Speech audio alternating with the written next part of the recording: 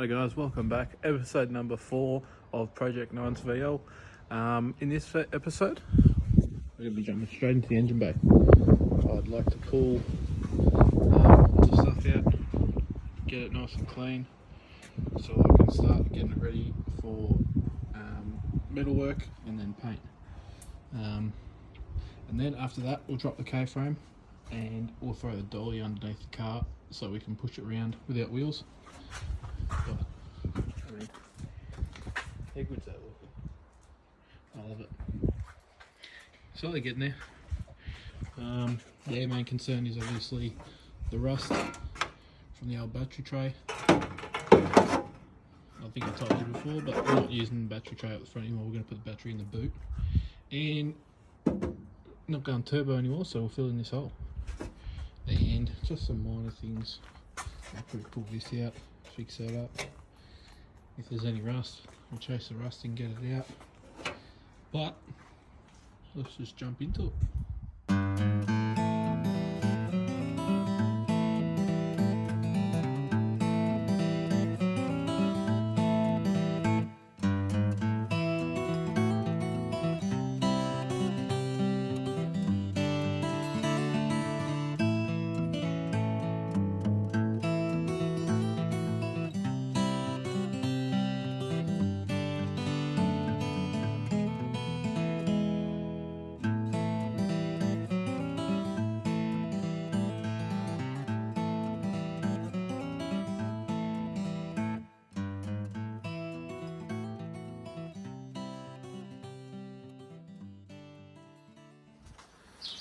Alrighty, so it's starting to look like a bucket of shit again. Popped through most of the wiring, took the brake booster off, taken the guard off. Still got a bit to go. I mean, you've still got to push this one through, taking the actual fuse box off, and just got to pop these out and slide them through individually through the hole. We just gotta hose all the shit out, just so I've got a sort of cleaner place to work. Pretty shit. But once we got all that wiring back out and through there, and we'll take all this power steering shit off, slide it back through, and then we'll be able to take it back to bare metal, prime it up, epoxy prime it, and then we'll be able to throw some top secret colour on it. Not really a secret, but it'll be a surprise.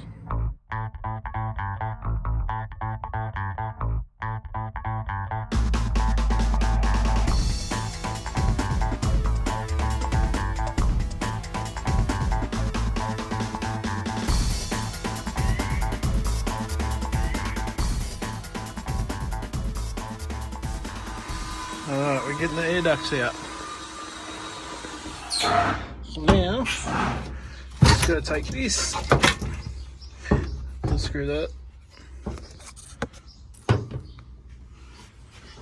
You should be able to pull that bit out. And I've got to remove this to get to the wiring harness that comes through the firewall.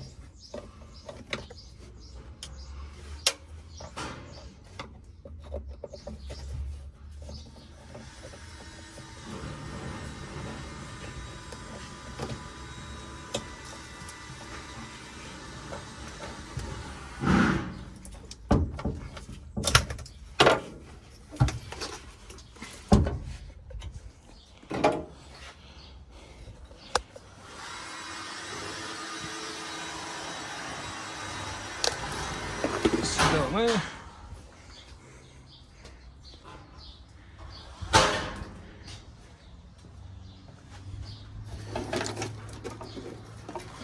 Eventually we should be able to push that through.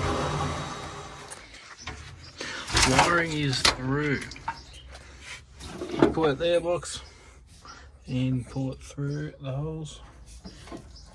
Some bitch of a job, but it's done.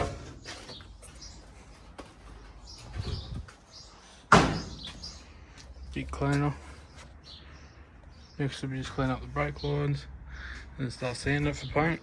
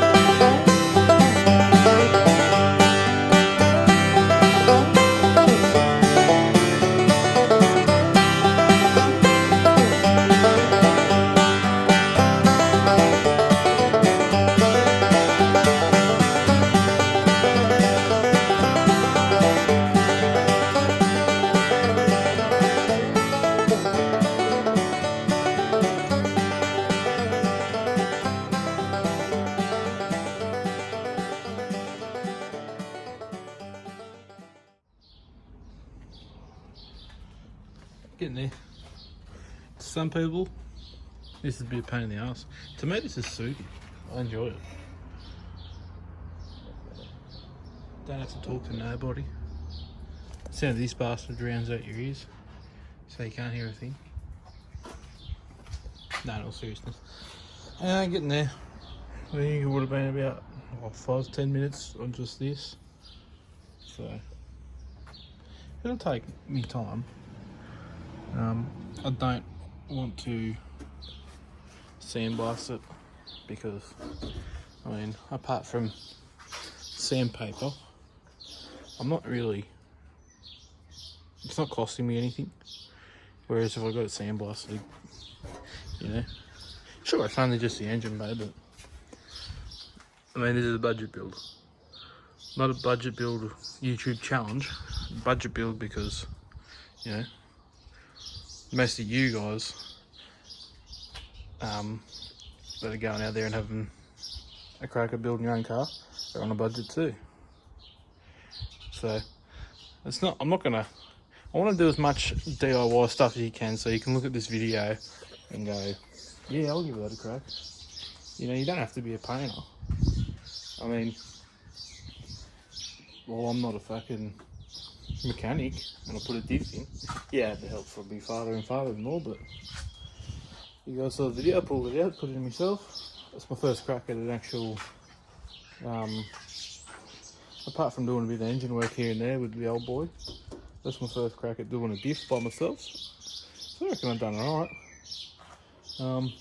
But yeah, I'll just watch YouTube videos, watch people, just take notes. You know, you don't have to sit there with a pen and paper and oh my god.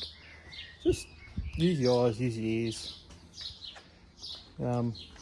You get the hang of it. You know, there'll be tips and tricks that only a mechanic will know, make the job quicker. But at the end of the day, you're not trying to make a buck to your own car. You know, you could take a week to do one thing. Just have fun doing it. At least you get satisfaction out of doing it yourself, like I am. So, yeah, get there. They're just me little words of wisdom. Maybe I don't mind it too much. So yeah, we just keep going. I'm getting all that stuff done. Because it's painting, I don't know a lot about it. I'll try and give as much detail as I can when I go through. I mean, it's my forte. I know what I'm doing. As I said, I'm not the best. I just know what I'm doing. So, well, what I've done here is I've jumped on the 80 grit just to take it back to bare metal. You don't have to take things back to bare metal, but I mean, this has been painted a couple of times, so I'd rather take it all back to bare metal. Then I know what I'm dealing with.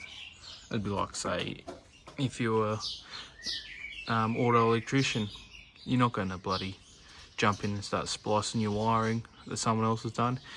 You sort of want to make it fresh, make it all yours again. So that's pretty much what I'm doing. Just like to have a nice foundation, which is bare metal. And yeah, 80 grit on the sander. As long as you get the paint off. If you want to do it bare metal, as long as you get the paint off. So I'm going to go around and, because it's pretty much all acrylic on veils, I can go around and thin as wipe this stuff off, so it doesn't bother me. That way I've got good adhesion for the epoxy primer. Yeah. So I'll just keep going. As I said, I'll get pretty detailed on what to do next. It's going to pretty much go like this in order. It'll be bare metal, 80 grit scuff up everything for the epoxy to stick. Throw down the epoxy, fill in the holes, all these little welding holes, get all that done. Get my brother around here to do all the body work. Don't know if I want to keep these chassis rails the way they are. I probably will. Just keep it original. Weld up that instead of seam, because I reckon it looks neater welded. And once all the body work's pretty much done, and once like it's 100%, then we'll throw some primer on it. high fill primer. So I've got nice smooth panels to block down, rub down, and then we'll be throwing the colour on it. Don't know if I should tell you guys the colour. Maybe I should just let you guess it. So throw it in the comments. Have a wild guess at what you reckon it's going to be. I reckon one of you guys will get it. It's pretty cliche. I was going the BT1 yellow, so I'll rule that one out. Was doing that, but I mean, I want it to be out there. I want this budget build to be, you know, I want you guys to just go, wow. Like I want it to look at least like, you know, those $100,000 builds. You take one look at it and you go, wow, that must have cost, you know, a fortune. But in reality it didn't. It was just me in the backyard having a crack, getting a couple of mates around, get family members around. And that's what I want you guys to do pretty much, is just have a crack.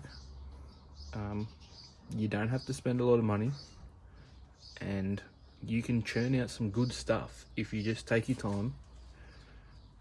As I said, use your ears and eyes when you want to learn stuff, and be patient. Be very patient. Alright, so just about done this side. Few little bits of pieces I wouldn't mind attacking by hand, like around here. Just all those little bits around there. Might get the wire wheel in there. Got to get that bit of seam sealer off and finish off down there and around here, obviously. Just got to get that chassis rail done and tidy up in there.